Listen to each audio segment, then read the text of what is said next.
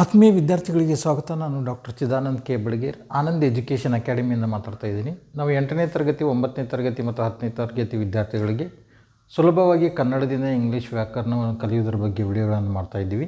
ಹಿಂದಿನ ವಿಡಿಯೋದೊಳಗೆ ನಾವು parts of speech ನೋಡಿದ್ದೀವಿ.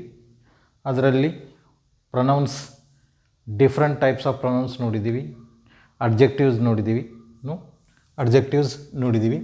ಈಗ ವರ್ಬ್ಸ್ ನೋಡೋಣ. ವರ್ಬ್ ಅಂದ್ರೇನು? ಕ್ರಿಯಾಪದ. ವರ್ಬ್ ಅಂದರೆ ಕ್ರಿಯಾಪದ. Verbs, the verb is a telling word or saying word. It is also called saying word. That is a word used to tell us something about a person or thing. ಒಬ್ಬ ವ್ಯಕ್ತಿ ಒಂದು ವಸ್ತುವಿನ ಬಗ್ಗೆ ಹೇಳುವಂಥ ಪದಕ್ಕೆ, ಒಂದು ವಸ್ತುವಿನ ಬಗ್ಗೆ ಅಥವಾ ಒಂದು ವ್ಯಕ್ತಿಯ ಬಗ್ಗೆ ಹೇಳುವಂಥ ಪದಕ್ಕೆ ನಾವು ಏನಂತೀವಿ? ವರ್ಬ್ ಅಂತ ಕರಿತೀವಿ. It is A word that tells us what a person or thing is. ಆ ಒಂದು ಥಿಂಗ್ ಅಥವಾ ಒಬ್ಬ ವ್ಯಕ್ತಿ ಅಥವಾ ಆ ವಸ್ತುವಿನ ಸ್ಟೇಟಸ್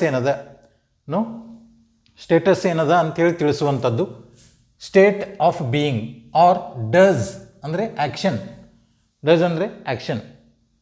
ಡಸ್ ವಾಟ್ ಮಿಸ್ಟರ್. ಈಗ ಪರ್ಸನ್, ಯಾವುದೇ ಒಬ್ಬ ಪರ್ಸನ್ ತೊಗೊಂಡ್ರೆ ಆ ಪರ್ಸನ್ ಏನು ಮಾಡ್ತಾ ಇದ್ದಾನೆ? ಆ್ಯಕ್ಷನ್. It is showing.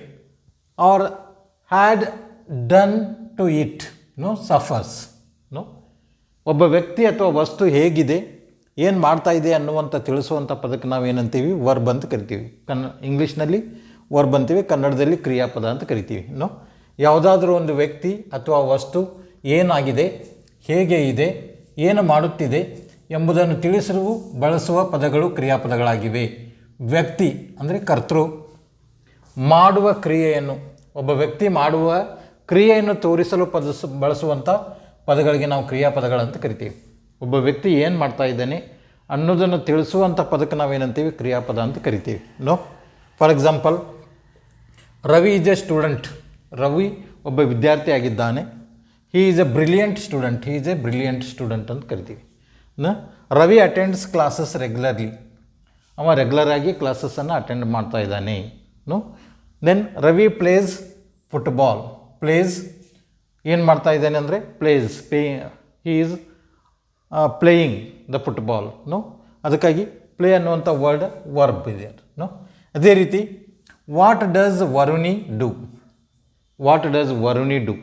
ಈ ವರ್ಣಿ ಏನು ಮಾಡ್ತಾ ಇದ್ದಾಳೆ ಅನ್ನೋದಕ್ಕೆ ಇಷ್ಟೊಂದು ಉತ್ತರಗಳನ್ನು ನೋಡೋಣ ನಾವು. Varni catches the ball. Varuni carries the ball. Varuni throws the ball. Varuni hits the ball. Varuni brings the ball. Varuni kicks the ball. Varuni beats the ball. Varuni pockets the ball. ಈ ರೀತಿ ಈ ಎಲ್ಲ ನೀವು ಸೆಂಟೆನ್ಸಸ್ಗಳನ್ನು ರೆಡಿ ಮಾಡಬೇಕು. ಈ ರೀತಿ ಎಲ್ಲ ಸೆಂಟೆನ್ಸಸ್ಸನ್ನು ನೀವು ಪ್ರಾಕ್ಟೀಸ್ ಮಾಡಿದ್ರಂದರೆ ಬೇಗ ನಾವು ಇಂಗ್ಲೀಷ್ ಕಲೀಲಿಕ್ಕೆ ಸಾಧ್ಯ ಆಗ್ತದೆ. ಈ ವಾಕ್ಯಗಳನ್ನು ನೀವು ಕಂಪ್ಲೀಟ್ ಮಾಡಬೇಕು. ಅದೇ ರೀತಿ what does Anirudh do. Anirudh throws apples. Anirudh eats apples. Anirudh smash apples. Anirudh brings apples. Anirudh purchases apples. Anirudh sells apples. Anirudh buys apples. Anirudh takes apples. ಈ ರೀತಿ ಎಲ್ಲ ಇವು ವಾಕ್ಯಗಳನ್ನು ನೀವು ಪೂರ್ಣ ಕಂಪ್ಲೀಟ್ ಮಾಡಿರಿ, ಅಂದರೆ ನಿಮಗೆ ಪ್ರಾಕ್ಟೀಸ್ ಆಗ್ತದೆ ಈ ರೀತಿ. Then what do I do. I write English. I read English. I speak English. I talk in English. I converse in English. I listen to English. ಈ ರೀತಿ ವಾಕ್ಯಗಳನ್ನು ಮಾಡಬೇಕು. ಈ ಒಬ್ಬ ವ್ಯಕ್ತಿ ಅಥವಾ ಒಂದು ವಸ್ತು ಏನಾಗಿದೆ, ಏನು ಮಾಡ್ತಾ ಇದೆ ಅನ್ನುವಂಥ ತಿಳಿಸುವಂಥ ಪದಕ್ಕೆ ನಾವು ಏನಂತೀವಿ? ವರ್ಬ್ ಅಂತ ಕರಿತೀವಿ. ಅದನ್ನು ಕನ್ನಡದಲ್ಲಿ ಕ್ರಿಯಾಪದ ಅಂತ ಕರಿತೀವಿ. ಈ ಒಂದು ವಿಡಿಯೋ ನಿಮಗೆ ಲೈಕ್ ಆಗಿದೆ ಅಂತ ತಿಳ್ಕೊತೀನಿ. ಈ ಒಂದು ವಿಡಿಯೋನ ಲೈಕ್ ಮಾಡಿರಿ, ಶೇರ್ ಮಾಡಿರಿ ಮತ್ತು ಸಬ್ಸ್ಕ್ರೈಬ್ ಮಾಡಿರಿ ಅಂತ ಹೇಳ್ತಾ ನಾನು ಈ ಒಂದು ವಿಡಿಯೋ ಮುಗಿಸ್ತಾ ಇದ್ದೀನಿ. ಧನ್ಯವಾದಗಳು.